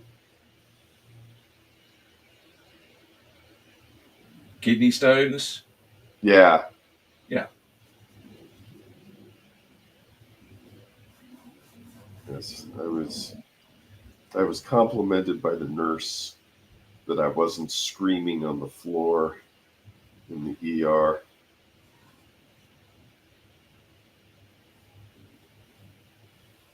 Thank you for not screaming. They should have a sign up like that. They should definitely have that in SF General. There's always a lot of screaming going on in there. Whenever I've been in.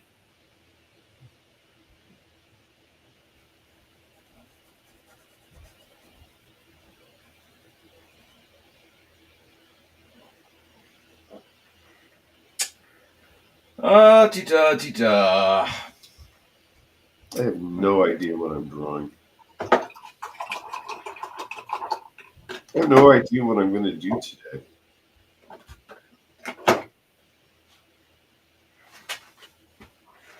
You don't know what you want to do? I have no idea what I'm going to do. I should do stuff that I'm supposed to do, but I don't want to do the stuff I'm supposed to do. Yeah. The trick is to make the stuff you're supposed to do the stuff you want to do. Yeah, that's not going to happen. But, you have to do the stuff you're supposed to. I mean, I don't know. Yeah, once in a while, I don't know. I'll just sort of sit down and get it all done in a week or something.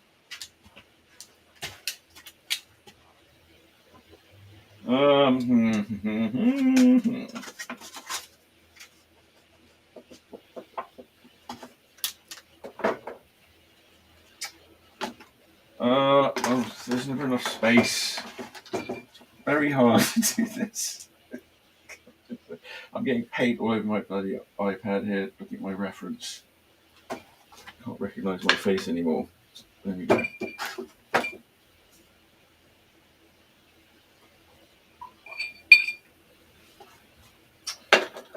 Grumble, grumble, grumble. Grumble, grumble, grumble.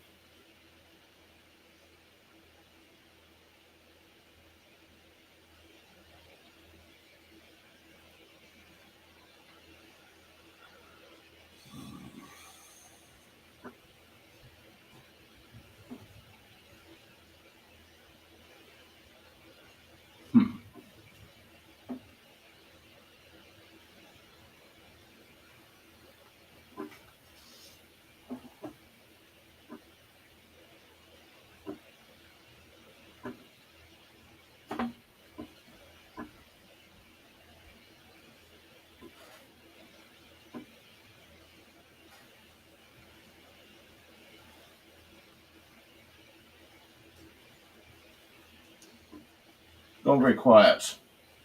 Well, I'm drawing.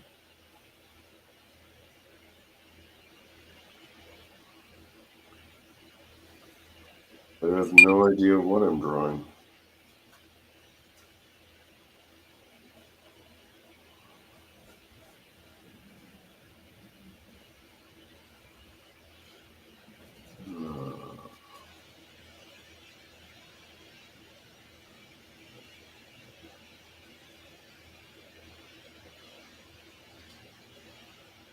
How the hell does Sergio do it? I mean, he just whips this stuff out.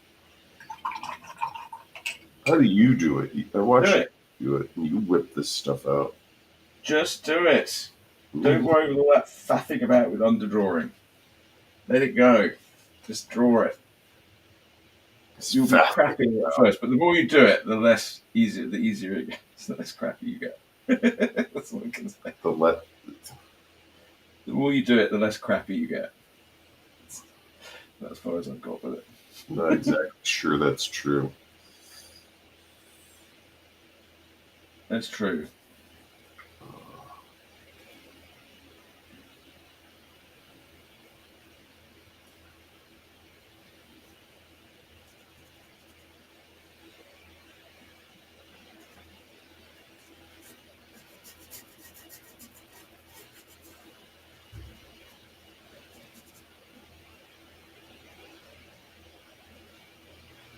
It's all true, all of it. Everything's true. Except that bit about the Wookiees. We made that bit up.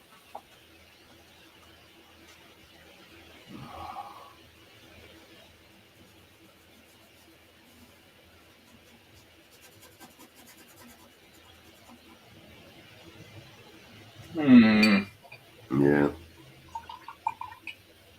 This is a difficult painting.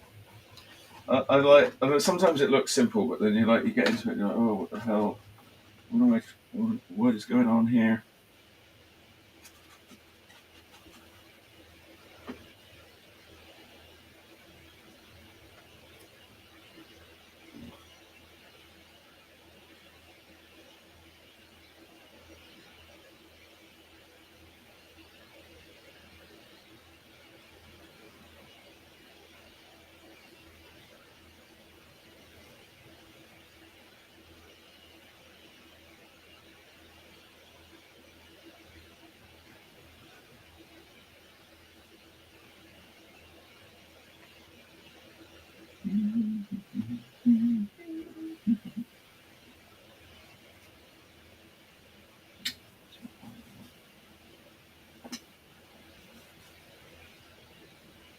What did you call it? Farthing about, faffing about with Faffing undergrad? about, yeah.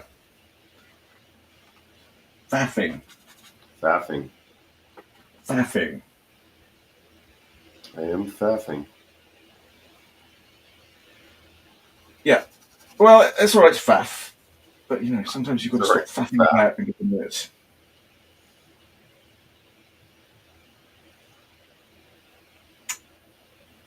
It's a lot Okay. quieter on the show these days. It's like keeping the energy level up. I like the quiet. The quiet's good.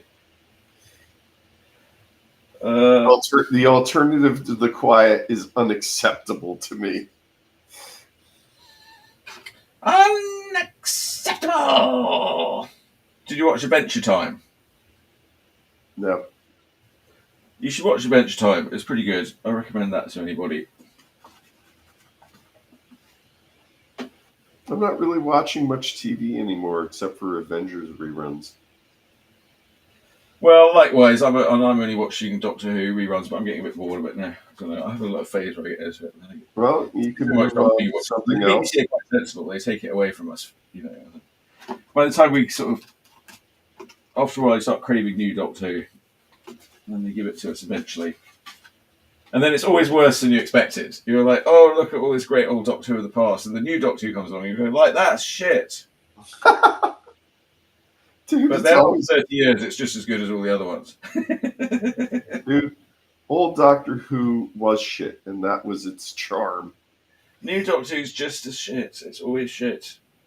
Don't expect it to not be shit when it comes out. But the trouble is because it's too far ahead of its time, and it's really speaking to those people, those kids in 30 years' time that are going to look at it, and then they're going to go like, oh. Yeah, it's not made for the people who are watching it now.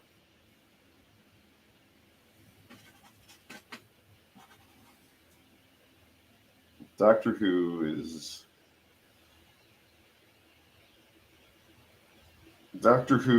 for the kids who are going to discover it 20 years from now. I mean, it just needs time to age. Yeah, like a fine cheese.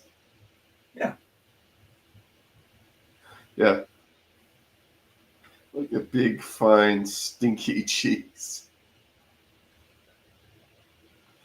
That's the thing. In the United States, you don't see the British programs until they've been a few years old. First of all, they don't even get imported here unusual. until they've stood up for a few years. Yeah, and I'm telling you, you would not want the programs, that you don't get. There's not many that you're not getting that you actually want to see. Yeah, it was unusual for when Doctor Who became popular, and we started seeing them very quickly. That was weird. Yeah, I mean now they're coming out here at the same time because of Disney. Yeah, that's just wrong.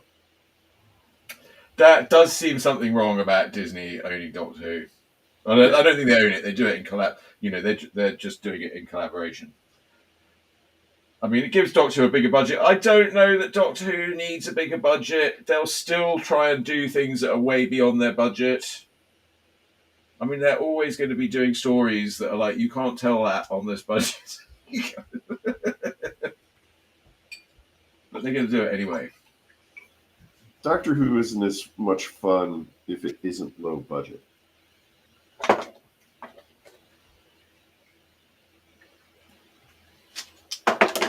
Yeah, it does take some of the fun out of it, but it doesn't really because this, it's just a bit sadder because he spent all this money on the effects and they're still bad. So I just don't worry about too much about the effects next time. That's my advice to the BBC. Yeah, I think that's partly why the BBC are releasing their old ones on YouTube, so they sort of give the message to Disney that actually people like it when it's sort of crappy and low budget, and well, I mean, the whole point of Doctor Who was that it was a money laundering. You want to spend that budget on the writing? How about that? Well, it was the key. The whole point of Doctor Who and the BBC is just to keep actors from turning to crime. It's actor socialism.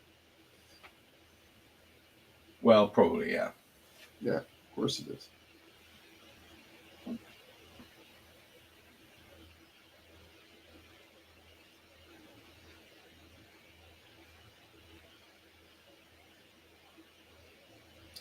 It's all actor socialism.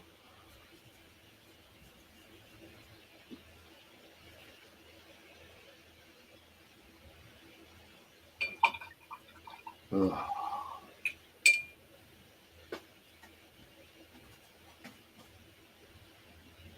I have no idea what I'm drawing. You have no idea what you're drawing? No, thanks to you, I'm not doing any underdrawing. None of that faffing about, as you describe it. Well, that is quite hard, I must admit. I mean, it really helps have a bit of reference if you're doing that. But yeah, Shut if up. you're just going to try and come out with something like out of whole cloth. I mean, I've done it. I could do it now a little bit, but I don't know with paintings. I'm not doing. I'm using a reference on this one. I don't know when I do the Lady Starbeast thing. I probably won't use a reference. I'll probably just do. But the thing is that there's stuff going on that I can look at. That I can take things from, so I can do more of amalgamated. Where I do. I think that's partly why she wanted me to do it, because actually, I think I probably like the first character I did looked a bit like her.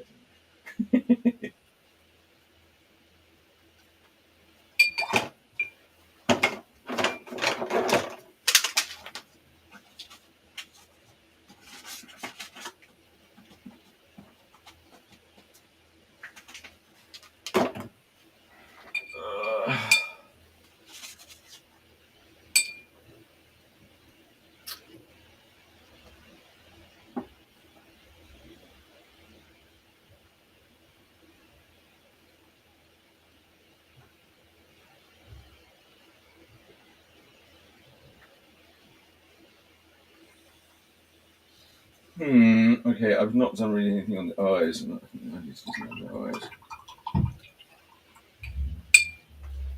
All right. Oh, I didn't do that with gold watch.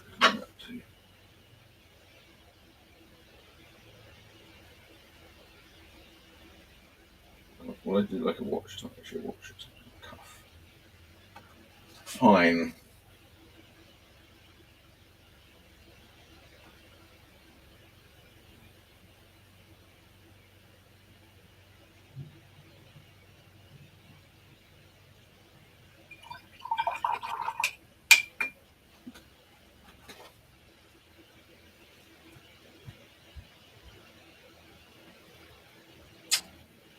All right. Pupils. Better put pupils in. You're a pro pupil.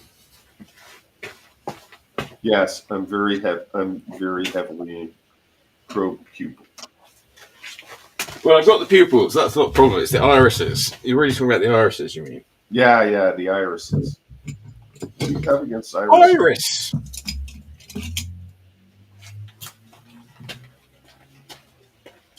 Iris Murdoch.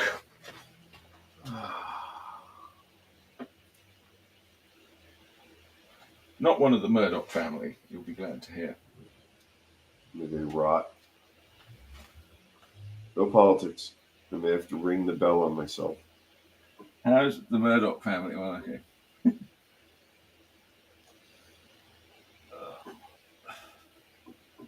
Wait, are we still no politics? Yeah.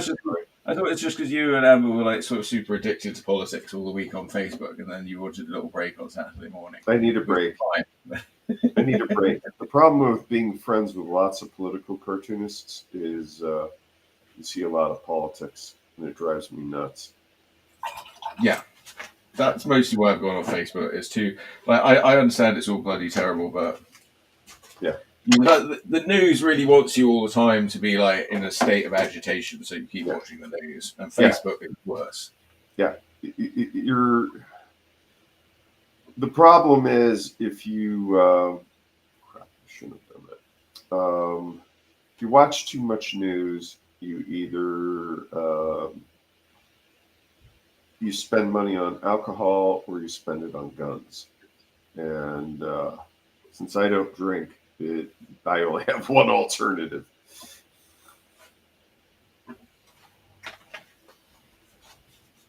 Yeah. Yeah, don't Well, buy that's good. yeah. Okay, yeah. So you bury yourself in Zardoz instead, Yeah, which is that's much why. more healthy. That's why I keep it on my phone. And what does Zardoz lead you to? Guns. The gun is good. The penis is evil. That is true. I saw the movie.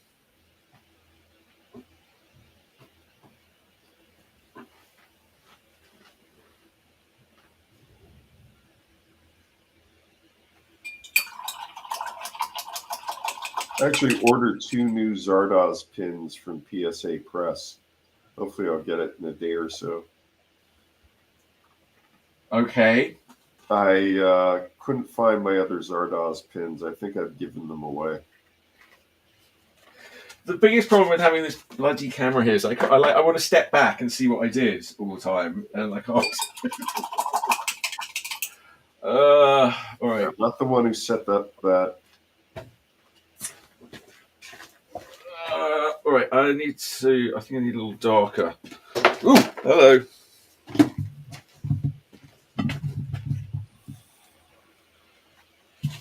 How are we doing so far?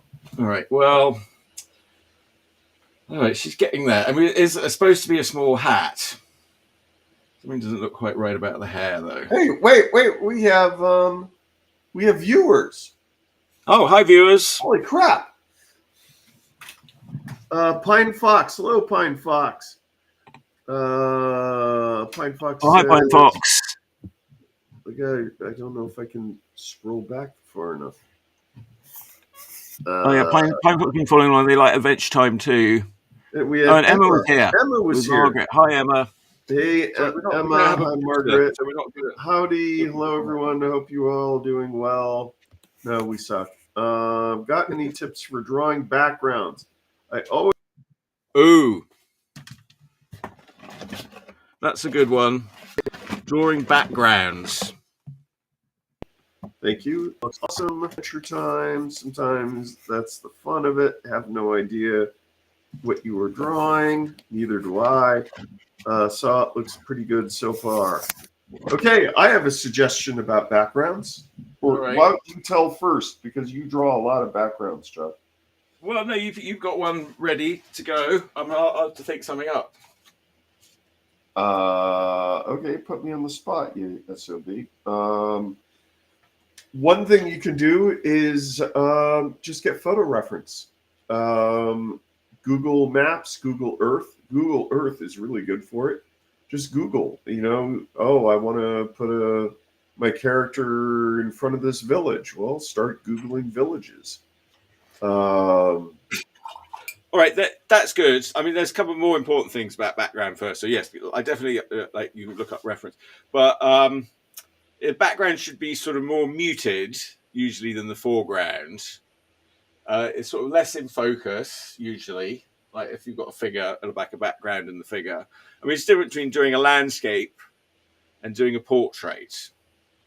But yeah, generally you want the sort of stronger contrast and the brighter colours in the foreground. When things recede and the outdoors, they go into the blue. They become further away. They become more neutral and softer and lighter. You're talking about visual perspective. Yeah, if you're doing mountains, they're they can be sort of like mist at the bottom, so they're a bit lighter at the bottom, sort of thing. One thing you can do with backgrounds, if you're working digitally, is you can get an application like Blender, or if you're on an iPad, get Nomad Sculpt, and you could or you can even use Tinkercad. Well, I guess not Tinkercad, but you can just build a little 3D town or hills or buildings, just out of primitive shapes. You could even That's a really long, hard way to do a background where you really could just paint it in very quick. Well, James Gurney didn't need that much work. That's what James Gurney would do that for Dinotopia, but he didn't do it digitally. He would actually build cardboard and clay models. James Gurney's book on fantasy realism is a great book, and it discusses building models. His Waterfall City was a model made out of cardboard and clay and styrofoam, and that way he could draw the background from various different angles. Yeah, okay, but that's when you're like your background is more the subject. Okay. You know, like then you need to sort of take that sort of care with buildings and all this sort of stuff. But if your background is not the subject, you don't really need to worry about anything like that. Okay. I mean, you know, like he did like very nice painting of Waterfall City, and sure, like your picture, the city is the hero. So yeah, and lots of artists will make a sort of little model. You know, if the architecture is an important feature, then yes. But a lot of times the background, the architecture is not that important, and you can just suggest it with a few like dabs. I'm trying to think of Sergio Aragonés is excellent with backgrounds. I think that he's just drawn them so many times that he has these buildings memorized. If you look at Sergio Aragonés in Groove, or if you take the trouble and look up his weird picture search puzzles from the World Weekly News in the early 2000s, he used reference, but he simplified all the shapes down to their very, very basics. And you do that. I've seen your picture search backgrounds, and they're all just simplified. And I know you're using reference. Well, yeah, the background's okay. Those picture search ones, I mean, like again, the background would be sort of a hero, so I would sort of think it out because everything else is sort of sitting on the background. So the first thing to do is sort of figure out a background that they can all sit on quite happily. Okay. You know, so again, the background sort of slightly becoming more of the foreground because you're thinking of it as a sort of important feature. But like in this, okay, I haven't really got a background, but I could easily, you know, if I wanted to make it a bit more Urfspacey, I could put some little stars in. I'll do it, and I'll put a little skyline here, so you know, which is an Urfspace.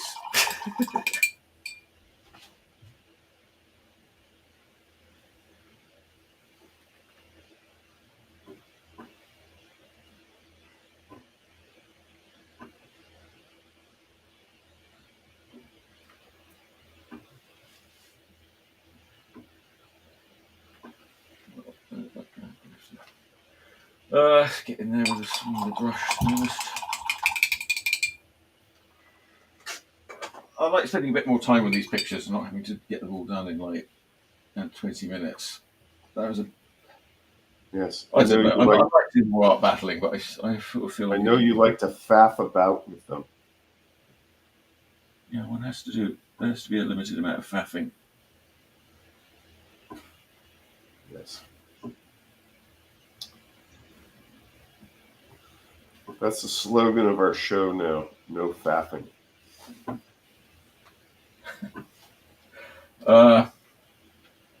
Okay.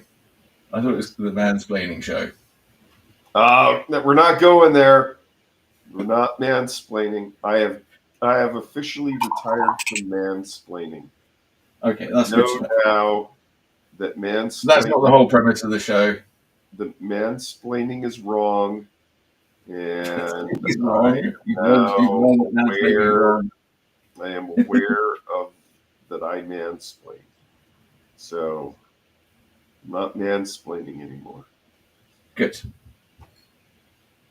Well, I think everyone's happy to hear that. Especially the viewers of this show. And the viewers of this show might be a bit disappointed. I'm sure our viewers are happy that I am no longer mansplaining. Well, I thought that was... I don't know what we've got left without the mansplaining. What do we have left if we're not mansplaining? We're artist-splaining. Art-splaining, all right. We're art-splaining. with gender conforming explaining. Yes. This shouldn't be a show about. Everybody wants more off. All It right, should I'll stop not talking. be a show where we're making fun of things like that because they shouldn't Yeah, be no, I don't. I'm not making fun of anything. I'm just making fun of human beings in general. making fun of me. I know Making where that. fun of Dale, I know where that. well, I mean, Dave, did we talk enough about Paul Verhoeven movies? Did we cover them all? I saw he had a new one out about a nun that I'm really curious about. He did one about a nun having a Really? lesbian affair with a novice, and I thought Really? that sounds good. Yes, Okay, that sounds interesting. yeah, Yeah, that sounds really good. Sounded like a good follow-up, Showgirls. you have my attention. I have your attention, your dollars. Yes. Yes. I don't know why we don't get to see more of these films over here. As soon as you said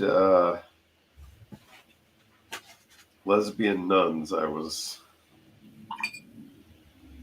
Yeah, I mean the posters looks very provocative, I must say.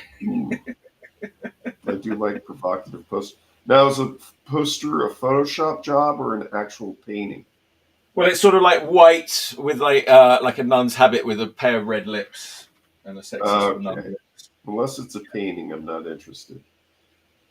I couldn't really tell. Movies went downhill. Like they're a mixture these days. They're sort of mixtures of photoshops and photos and painting. You know. Yeah, once they don't just take photo. Okay, we're done, or do a picture. We're done. You know, we're going to faff around with it and make sure everyone's approved it all up and down the chain. Okay, you see, that's the problem. Faffing. Well, to faff is human. To faff. Okay, maybe I'm misinterpreting what this term means. Are you saying faffing is some sort of sexual slang? No. Okay. Means like, is that where babies come from? Faffing? No, faffing is sort of non-sexual. Faffing's sort of like faffing's you're like doing stuff but nothing's happening. Okay, is there a different term then for sexual faffing? I don't think there's like, you know, if you're faffing, like having sex, you can't really faff about. It's like, don't faff about, let's have sex. Okay. Stop faffing about and stick your dick in me. Language. Dude. Oh, man. Dude. Here we were having a nice show. This just ruined the show again. And you just ruined it. I'm sorry, folks. I didn't mean to.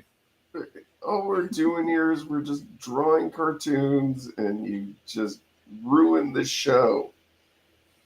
Well, you started making it all sexual. I was trying to explain how it wasn't sexual. There's a difference. I was keeping it PG rated. Okay. Oh my god. PG rated discussion of sex, all right? Yes. So we're like puberty class. I mean, you know, we don't know who's watching the show. Could be kids. Could be adults. Could be lesbian nuns. If there are any lesbian nuns watching, please write in. If there's any lesbian nuns, we apologize if we disrespect. Please write in and tell us, you know, what, you know, give us your thoughts. Let us know how to make a better show. Yes. If you're a lesbian nun, write in slowly. Tell us everything. You know, what are we doing wrong? What are we doing right? What could we do better? Yes, and we'll completely ignore your recommendations. Yes, so we can ignore it. Because honestly, we do not care. I mean, I think they know we don't care. Otherwise, you know, yeah. I mean, if we cared, we cared, we'd have a much different show. Have a much better show. No, we care. We care. It's just hard to do the show and everything else. I mean, like, yeah, if I was going to go full on professional show, but I don't know. I mean, my YouTube's doing all right. People are watching it. People watch them. Really? Thank you for watching, everybody.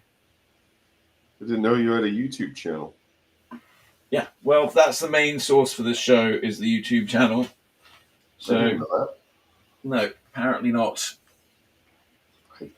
But yeah, if you want to watch past episodes, go to YouTube.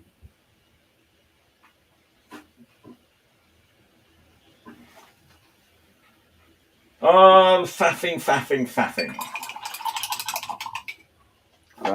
Faff. To err is human. Now that's a Gru thing, isn't it? He's always saying, "Did I err?" Did I err? Is it or air? I think it's err, like you Oh, it err. was er. I thought it To was err is human, not to air is human. Air is what you breathe. I don't know what his next comic is going to be. He just finished Minstrel I think it was Minstrel Melodies, and I know he's doing some stuff for Mad because it's getting shared on Facebook. And for someone who said he's not a political cartoonist, he's getting a little political.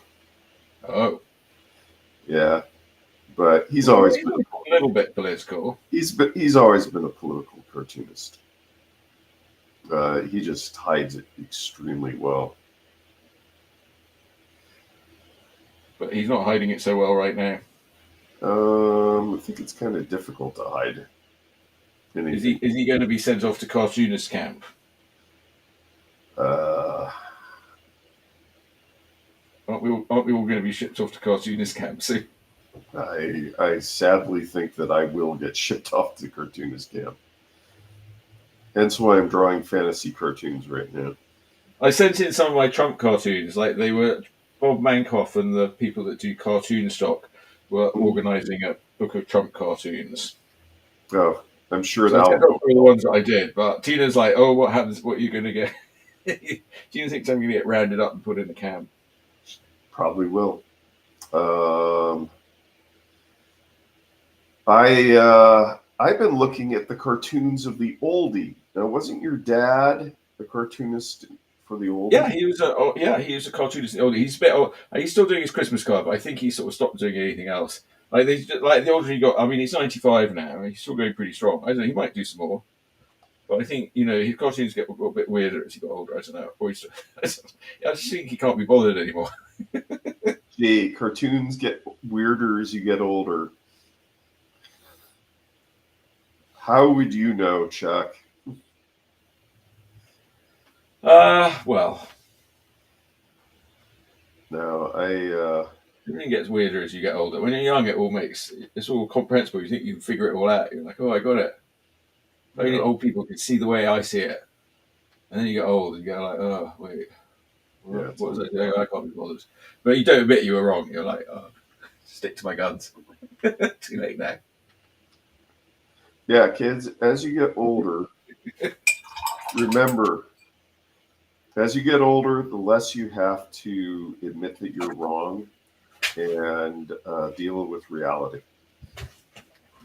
It's like NBC says, the more you know, the less you care. Yeah. Actually, the more you know, the more you care. Yeah. That's a sad thing. Yeah. No doubt.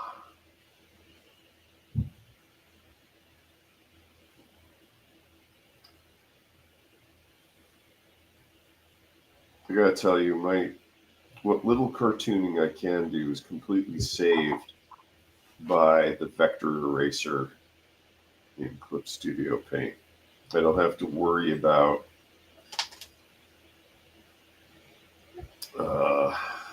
underdrawing, making mistakes. Don't worry about any of the stuff anymore. No. That's good. Making progress. Yes. Remember Alfred E. Newman? You like Mad? What's his catchphrase? Cash the check. No. What me worry? Oh.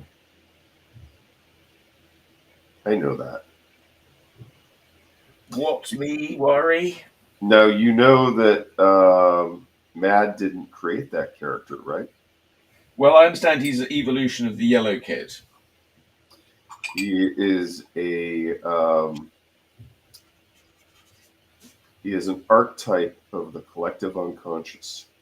That character actually predates the yellow kid. Okay. It's the same guy on the smiley face when they drew a yellow smiley face. It's the character is probably predates. I know it's been shown in advertisements in the U.S. as far back as the early 1800s, but it may be such an archetype that it's. You could argue there's examples in Europe and probably going back as far as the 1600s. Although I'm sure people are going to freaking disagree with me. They're wrong, though. How are we doing on time over there? I'm not paying. Oh, wow. We're 8 minutes over. Oh, shit. Okay, well. All right. Well, I was going to say. Wait, well, I was going to do a little background, but all right. Okay, thanks for keeping it clean there, Chuck. I think I'm allowed. You're just not allowed to start your YouTube show with a lot of effing and blinding. I think you're allowed 1 or 2 words. Okay. I know I'm not going to finish this in the next 5 or 10 seconds. I'll come back to it and work on it later today. I'll turn off the blue line. That's what I've got so far. Well, it's good. We're having a more leisurely show these days. Now, I'm doing something. Now, what you've got to think here is you've got to think of like the chocolate chip cookie, where the temptation is to put the stars very evenly, but you've got to put them unevenly. But humans, when they do things unevenly, they're more even than they should be. I feel like she needs a little slogan. Stay in school. Stay in school. Okay. Don't do drugs, kids. Stay in school. School, don't do drugs. Should I add that? I think I will. Tina will go off it if I put that on it. I think she might like it right now. I bit off more than I could chew this morning. That's what she said. I'll finish it, but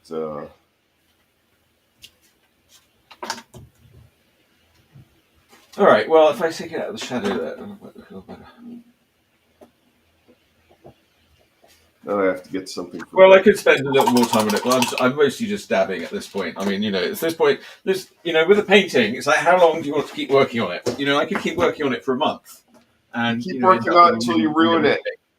I would spend, if I was going to work on a painting for a month, though, I would spend a bit more time on the drawing and the working it all out first. Okay, what did we learn from Botticelli?